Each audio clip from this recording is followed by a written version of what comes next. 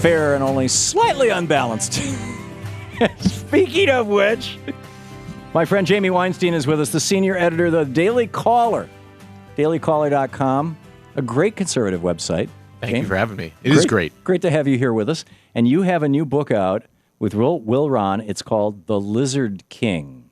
That's right. You've been talking to Alex Jones. You know about this story about how Bill Clinton gets up every morning and zips on his human suit? Yeah, we discovered the truth, Tom. We have finally found the truth, published it in writing, in an ebook. The truth is out there, and now it's out there for everybody. And it's the truth about Obama. Yeah, it's about the world around us.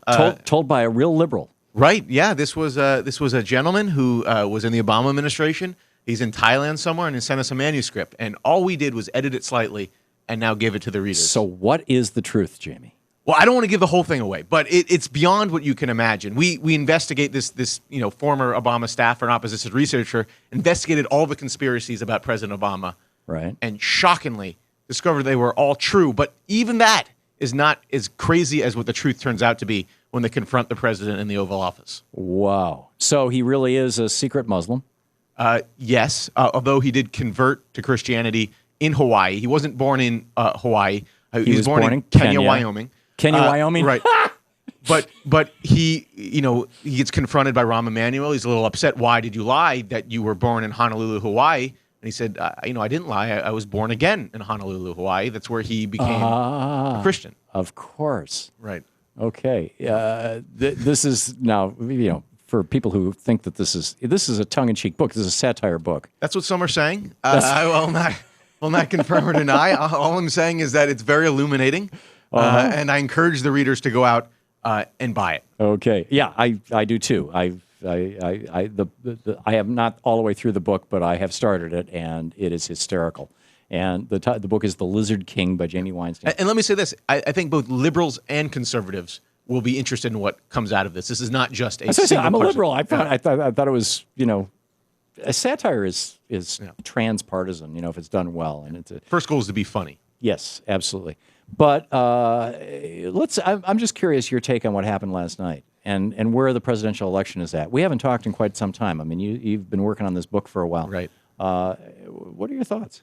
Well, actually, I would give a slight edge to Obama last night in the debate, I think. Just a slight edge? Yeah. I don't think it was anything like the first debate. I think it was a slight, and I think the polls bore that out, the instant polls afterwards, that there was a slight number more people that thought Obama won the debate than Romney. I thought Romney might have been a little too aggressive at parts. I think that's where he erred. He went back at that one point to that oil question, the China, his investments in China, which seemed to come out of the blue. I mean, I think he should have let that go. I kept waiting for the president to yell, "Sensata! Sensata!" The Bain Capital right now, as we speak, is packing up the machinery from Sensata Technologies to ship to China. I talked to someone at Bain Capital that this idea that Romney was orchestrated. First of all, I think you should defend that sometimes that offshoring or outsourcing is necessary. But I talked to someone at Bain Capital at the time, and it's only necessary if you get tax breaks for it. Yeah, he said the idea that Romney was the mind behind trying to ship everything overseas is just nonsense. But beyond that, I thought that Obama did much better, obviously, than the first debate. The question is, how much will it matter? And I'm not so sure. I think, and we're way too early to say this. We have to look at how the polls turn out here coming forward, how they play. We might say that if Romney wins this election, that everything was over after the first debate, that people saw Romney in that debate. He wasn't this toxic creature that President Obama and his campaign tried to paint him as during the summer, and decided, you know what, during a down economy, he doesn't seem as bad as the president said he is. We can trust him. I think a lot's going to depend on how many people were watching last night, because that toxic creature came out last night. I mean, like the Lizard King, he unzipped his human suit and the lizard kept popping out. Mitt Romney, women, we really are worried about women's rights. We're going to make sure they can get home in time to make dinner. Actually, I didn't like his answer on that. What my answer? Surprise. My answer would have been much more less political. No, political, actually. Okay. Mine might be even worse. I would have said, the question that you're bringing up, I know that you get it from the media, but it's a myth. The gender pay gap no longer really exists. About 98% women get to what men get. It's almost entirely a race and mainly explained through women taking time out of work to have children. Actually, the study that you're quoting has been debunked. Well, that's not from what Christine Hoff Sommer said and many other scholars of this. I've been around, with Carrie Lucas on this, 3-4 times. I got the paperwork here. Yeah. Well, I would just say that this is not the 1950s. This is not the 1960s. Certainly, it's not the 50s. And more women are graduating college today than men.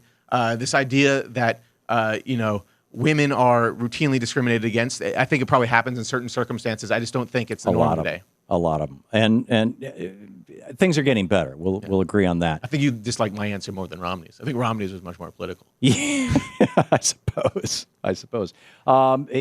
Romney told 31 lies in 41 minutes. I'd like to see what they describe as lies. There you go. Yeah, this is a Think Progress, of course. I'm sure that they came up with their list of lies. Some things, what they describe as lies, is a difference of opinion. For instance, the $5 trillion plan. Of course, there is a Princeton study by a Princeton economist who says that it is not mathematically impossible. The question is, most of those studies that how much growth is the question? Most of those studies that Romney was quoting were blog posts. No, well, not the Princeton. 3 out of the 6 of them. In the last debate, he said, "I got 6 studies. 3 of them were blog posts." Not the Princeton study. The Princeton study is a paper, and it done by what? A grad student? No, it's done by an economist at Princeton. Actually, my friend who went to Princeton, he was one of his professors there. Harry Rosen. Gee, there's a conservative economist out there. No, it merely says it's a difference of opinion. If you don't know, the question is growth. You can say that he is overestimating the amount of growth his plan will put into place, but you can't say it's a lie. So the premise then of Romney's tax cut is the same as the premise of George W. Bush's tax cut, that if we cut taxes, it's going to stimulate growth. That worked out really well for George Bush. Well, it's actually a little different, of course, because you're simplifying the tax code and it makes it more business friendly. Now, but look, Tom, you can disagree. Business friendly. You can disagree. You can disagree with it. But let's not define lying down, right? It's not a lie to say this. It is a difference of opinion. Instead of calling it a lie, they should say that this is ridiculously optimistic in the growth figures. Romney said we have fewer people working today than when the president took office. Not true. There's a net positive of 125,000. Now, it was actually big news. It was reported like a week and a half ago when the new jobs figures came out. It's also misleading for the president to say I've created 5 million jobs, and he always has the caveat the 30-month period, right? Because during his whole presidency, 125,000 jobs created is terrible. It's not a good record. Sure, but that's because the first 4 months of his presidency, he was dealing with the last 8 months of the George Bush depression that was the result of the economic policies that you and Mitt Romney are supporting. But the recovery is one of the weakest in American history. I would say that's a lie. You don't think it's a weak recovery? No. I would say that to say we have fewer people working today than when the president took office is a lie, because the numbers just don't they don't add up. He said I don't believe employers should tell someone whether they have contraceptive care or not. But when Roy Blunt introduced an amendment, the Blunt Amendment, he came out and he said, of course I support the Blunt Amendment. I really think all Americans should be allowed to get around this religious exemption. I clearly want to have a religious exemption from Obamacare. He lied about that. Well, let me just go back to the first one. I don't know about the contraceptive one. I haven't followed that issue closely. But you're right. He probably should have said, I wouldn't call it a lie, he should have said that we've just passed adding jobs to the economy in the last month. He said oil production is down 14% on federal land. Natural gas production is down. Oil production is down 14% this year on federal land. And President said natural gas production's up. So they both lied, I guess. But do you know how much oil production was up the year before?